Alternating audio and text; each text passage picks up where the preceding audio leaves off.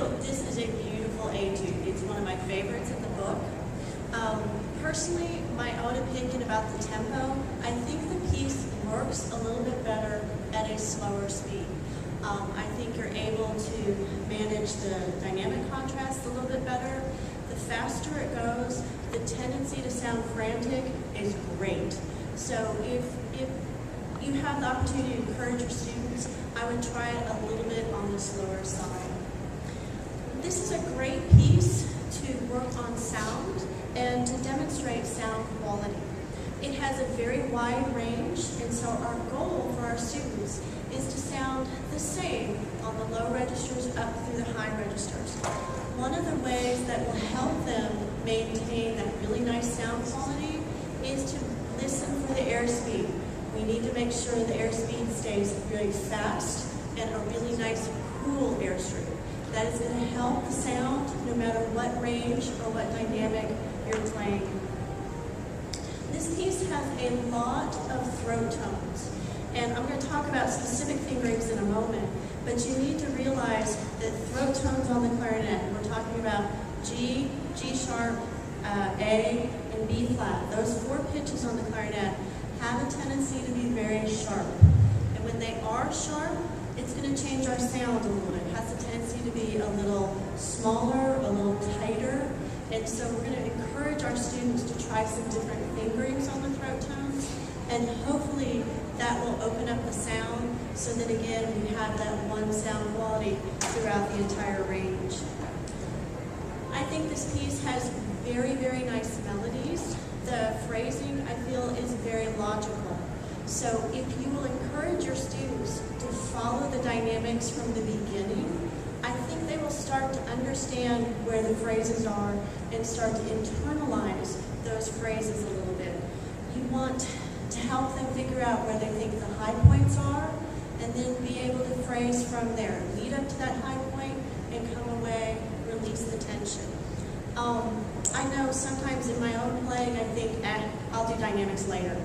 It will really help them understand the piece to do dynamics in the beginning. So if you can encourage that, I would encourage you. Also, if you noticed, and I apologize, apparently I needed to eat a little more lunch, but my breathing is a little bit off. But I do normally breathe a little bit more often than what the editor has asked, and I think it works fine. Especially if you're going to go at a little bit slower of a tempo, it's going to be okay to take a few more breaths in here. Look for places that you think musically are appropriate and go ahead and take those breaths. The Rose etudes tend to put the most complicated rhythms in the slow etudes. The fast etudes generally are just sort of, here you go, here's a lot of 16th notes, and we're going to put some rhythm into the slower ones. And this one is no exception. In the learning stages, it may really help your students to learn this with a subdivided eighth note beat. Okay? If nothing else, when you look at this etude, to me it looks just a little scary. And if I can tell the kids, if you take a subdivided beat, all of a sudden your 16th note triplets are just equivalent to eighth note triplets, and they can all play those. The 30 seconds are now just equivalent to 16th notes. Some of the visual aspect of this piece gets a little bit easier. If your goal is to play this around 54, then their eighth note subdivision goal is to play this around 108. And obviously we would want them to start slower than that.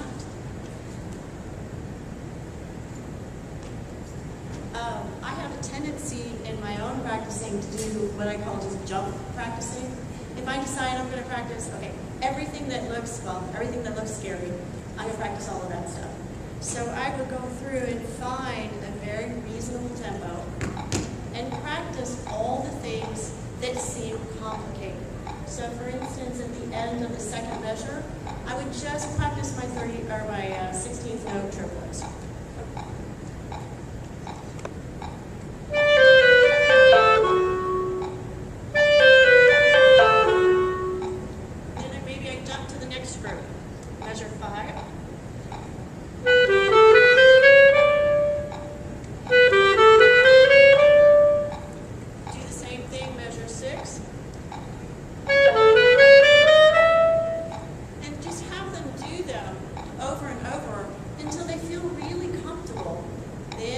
start moving the metronome up just a little bit so that they get a nice introduction into the kind of calm feeling of the 30 seconds.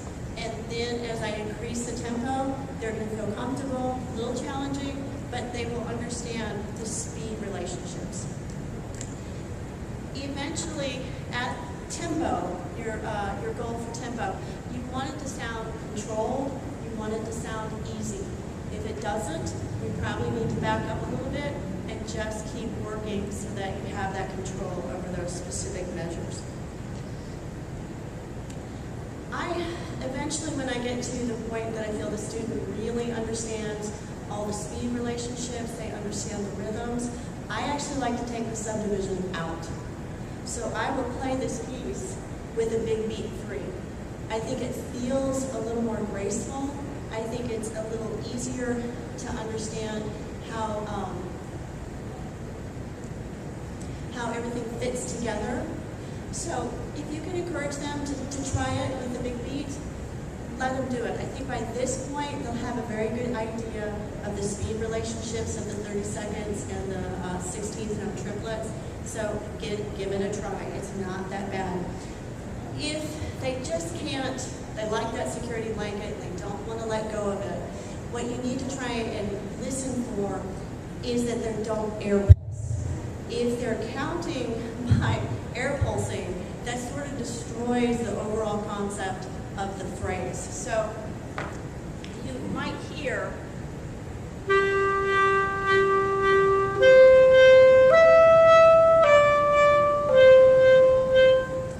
sometimes that's a danger when you're doing a subdivided beat. So if they want to hold on to the subdivision, just try and make sure they don't do that air pulse and sort of destroy the sense of the long phrase. Fingerings. In general, this piece has some interesting fingerings. It is in the key of D. D has 2 pinky keys. I personally will prefer left hand B and right hand C sharp. They can do the other pattern, not a big deal. Right hand B, left hand C sharp. The point is, I want to make sure they divide that work up. Students have a tendency to put a lot of pinky work in one hand. So they have a tendency to slide from pinky to pinky, from left to left. Or if they have a choice, let's see if I can find. So at the end of measure 2, you have both a C sharp and you have a B. I will do the C sharp in my right and I will do my B in my left. A lot of students have a tendency to put the C sharp and the B in one hand. And that just gets a little, what I call finger tie, tongue tie.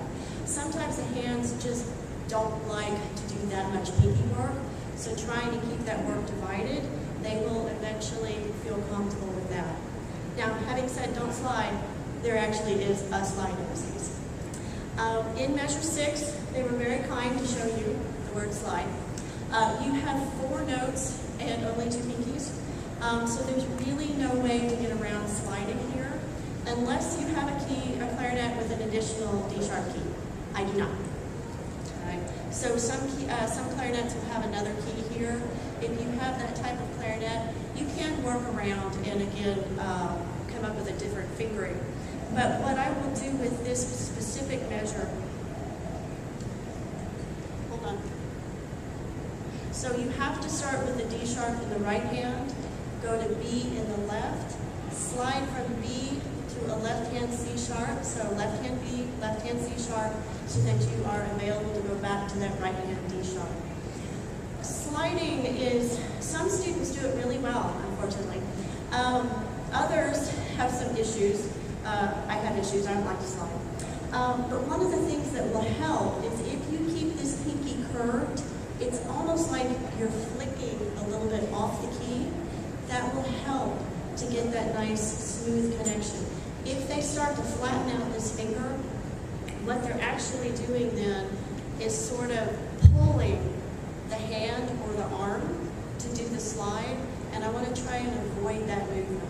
So having a very nice curved pinky, playing a little bit more on the tip, will help that slide feel a little bit better. There is in measure 13, let me find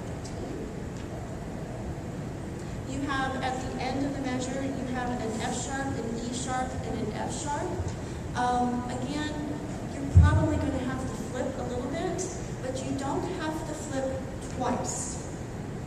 All right? I always ask my students, when they flip twice, are you sure? And then they have to justify it. Sometimes flipping once is necessary, flipping twice usually is not. So if you start off with the F sharp on the end of beat 2 with a fork fingering F sharp, then go to first finger E sharp, then do your one and only flip to middle F sharp, then that gets us a nice combination to go down to the C sharp. If they flip twice, so in other words, for both F sharps they use middle, it's just going to sound clunky. And it's very challenging to get 2 flips right in a row to sound smooth. Especially if your instrument might be a little bit out of adjustment, you're going to have a lot of key clank. So we want to try and eliminate two flips in there. Measure 14, we have again, another F sharp and E sharp combination, octave lower. Same idea, if you can encourage your students to use what I call chromatic or side F sharp, so the thumb, 2 side keys, then when you go to the E sharp, your thumb is going to play that E sharp, and you can go back to side key F sharp, and you have not flipped once. Most students prefer doing first finger F sharp. Alright, so first finger F sharp to thumb, back to F sharp is going to be again, it's going to sound clunky, especially with the thumb. Our thumbs, at least mine's not completely as agile as my other fingers, so it tends to be a little slower, a little bloodier. Okay, and last but not least, let's talk a little bit about these throat tones. So the piece starts on an A, starts on dominant of D major. We know, since it is a throat tone, that we have the opportunity to put down combinations of fingers. And a really easy way is just to put the entire right hand down. Generally speaking, I like to put my pinky on the FC key, but you can hear, if I do some different combinations of fingers, you can hear the change in the tone.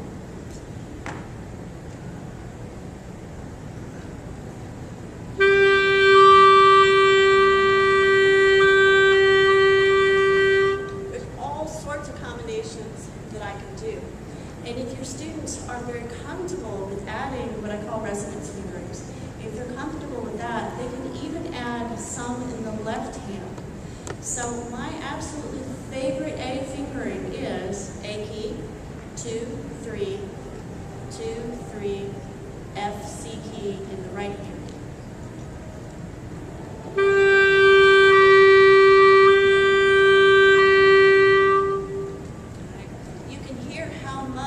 First of all, it changes the tone color. It's a much warmer, a much more open sound. It also brings the pitch way down. My B-flat clarinet is a Buffet. My A clarinet is a Yamaha. That fingering works really well on both instruments. So generally speaking, that's pretty standard regardless of the instrument. Now, having said that, every instrument is a little bit different. And so you might experiment. See if you can find a fingering that sounds really good. But if you look at the first measure and you look at measure 9, they're both very, very long A's. And I have a tendency to get annoyed with my students when they play a really sharp A for 2 really long counts. You know, fix it. The other nice thing about both of those A's, the first one is the first note of the piece. You have all the time in the world to put your fingers down, okay? So you have time to prepare. In measure 9, measure 8 is a cadence point with a rest. Again, you have a little bit of time to get ready to put those resonance fingerings down for A, so that will help. G sharp, so in measure 4, that's a fairly long pitch as well.